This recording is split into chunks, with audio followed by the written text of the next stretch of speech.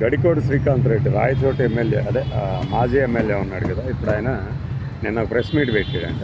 మొన్న ఏదో నాకు 2012లోను, తర్వాత 14లో, 19లో వరుసగా గెలుస్తూ వచ్చాను, నేను 24లో మాత్రం ఓడిపోయాను, దీని వెనక ఏదో కుట్ర ఉంది అన్నట్టు ఏదో డేటా బయట పెడుతుంది. ఏంది ఆ డేటా అంటే 12లోను, 14లోను, 19లోను మాకు వచ్చిన ఓట్లు 90 నుంచి 95,000 మధ్యలో ఉన్నాయి, 92,000 దాకా ఉన్నాయి. టీడీపీకి ఏమో 65,000 ఓటు బ్యాంక్ స్థిరంగా ఉంది. కొత్తగా వచ్చిన ఓట్లేమో 30,000 వచ్చాయి. లేదు 24లో. 14 నుంచి 19 మధ్య మాత్రం ఓటింగ్ అంటే కొత్తగా చేరిన ఓటర్లు 200 మంది అయితే, 19 నుంచి 24 మధ్యలోనేమో ఓటర్ల సంఖ్య 30,000 పెరిగింది.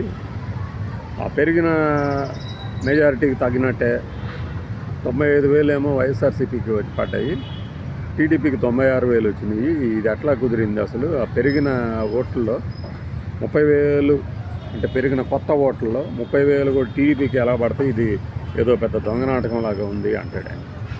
ఏ నాటకం లాగా ఉన్న సంవత్సరం పూర్తయిన తర్వాత ఇవన్నీ ఎందుకు? ఏమన్నా అర్థం ఉండాలి. ఇప్పుడు ఆ ఫలితాన్ని తిరగదోడటానికి కానీ మరొక దానికి కానీ ఏం లేదు కదా.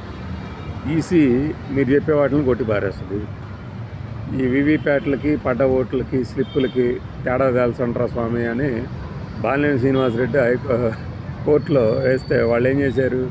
ఓటింగ్ ప్రక్రియ ఎలా ఉంటుందో చూద్దాం అని చెప్పేసి నొక్కిని పడుతున్నాయా లేదా దానికే అయితే ఆయన లేదు అసలు వీవీప్యాట్ స్లిప్పులు లెక్కించట్రా బాబు అన్నారు. అంటే ఆపేశారు దాన్ని. ఈలోపు ఆయన అప్పటికే రంగం సిద్ధం చేస్తున్నారు కాబట్టి జనసేనలో జాయిన్ అయిపోయాడు. ఆ కేసు ఏమైందో ఇంతవరకు తెలియదు. అట్లా కనీసం కోర్టు కన్నా వెళ్లకుండా ఈ శ్రీకాంత్ రెడ్డి గారు ఇలా ప్రెస్ మీట్లో నాకేదో అనుమానం వస్తుంది అంటే కుదరదు. ఈ అనుమానాలన్నీ తీసి ఇంక కంప కింద పెట్టేసి అయిపోయింది. ఒకసారి రిజల్ట్ అనౌన్స్ చేసిన తర్వాత ఈసీ ఎబ్బెబ్బెబ్బెబ్బే అని అననే అనదు. కావాలంటే ఇకపై పొరపాటు లేకుండా ఉండటానికి ఓటర్ల జాబితా ముందే ప్రచురిస్తారు. అప్పుడు కూడా ప్రచురించే ఉంటారు కదా, దాన్ని లెక్క పెట్టుకోండి, చూసుకోండి, చెక్ చేసుకోండి అంటారు. కానీ శ్రీకాంత్ రెడ్డి గారిది ఎలా ఉందంటే, నేను గెలిచాను కదా, అది తప్పుడు నెంబర్లతో వాళ్ళు గెలిచారు కాబట్టి నేనే ఇది అని నైతిక స్థైర్యం తనకు తాను చెప్పుకొని క్యాడర్కి చెప్పి జనంలోకి వెళ్దాం అనుకున్నట్టు.